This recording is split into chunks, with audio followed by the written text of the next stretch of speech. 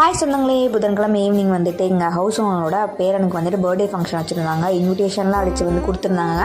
சரி ஓகே கிளம்பலான்னு சொல்லிட்டு தான் கிளம்பிட்டு இருந்தேன். சாரீ வந்துட்டு முன்னாடியே ப்ரீ ப்ளீடிங் பண்ணி வச்சுட்டாரான். டக்குன்னுலாம் கொஞ்சம் லேட்டாகவே கட்டி முடிச்சிட்டேன்.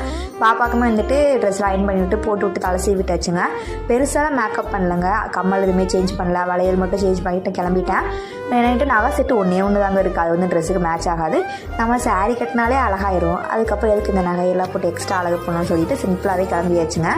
அது வந்து பெரிய மண்டபங்க, ஆனால் வந்துட்டு குட்டியாக ஹாலுமே இருந்துச்சு. அந்த ஹாலில் தான் வச்சுருந்தாங்க. நாங்கள் ரொம்ப சீக்கிரமாகவே போயிட்டோங்க. நாங்கள் வந்ததுக்கப்புறம் தான் நிறைய பேர் வந்தாங்க. இவர் தாங்க பர்த்டே பாய் கவின். சமத்து பையன், கொஞ்சம் சேட்டைக்காரனும் கூட. நாங்கள் கொஞ்சம் நேரம் வெயிட் பண்ணோன்னா அப்படியே கேக் கட் பண்ணிட்டாங்க. கேக் கட் பண்ணி முடிச்சோன்னா மொய் கவர் கொடுக்க கொஞ்சம் கூட்டமாக இருந்துச்சா, சரி நம்ம அந்த கேப்பில் போய் சாப்பிட்டு வந்துடலாம்னு சொல்லிட்டு சாப்பிட போயிட்டோங்க. நாங்கள் தான் ஃபஸ்ட்டாகவே உட்காந்தோம் பந்தியில். சாப்பிட்டு முடிச்சுட்டு அப்புறம் மொய் கவர் கொடுத்துட்டு அப்படியே நாங்கள் கிளம்பிட்டோம். ஒரு கேங்காக ஒரு ஃபோட்டோ எடுத்துகிட்டு.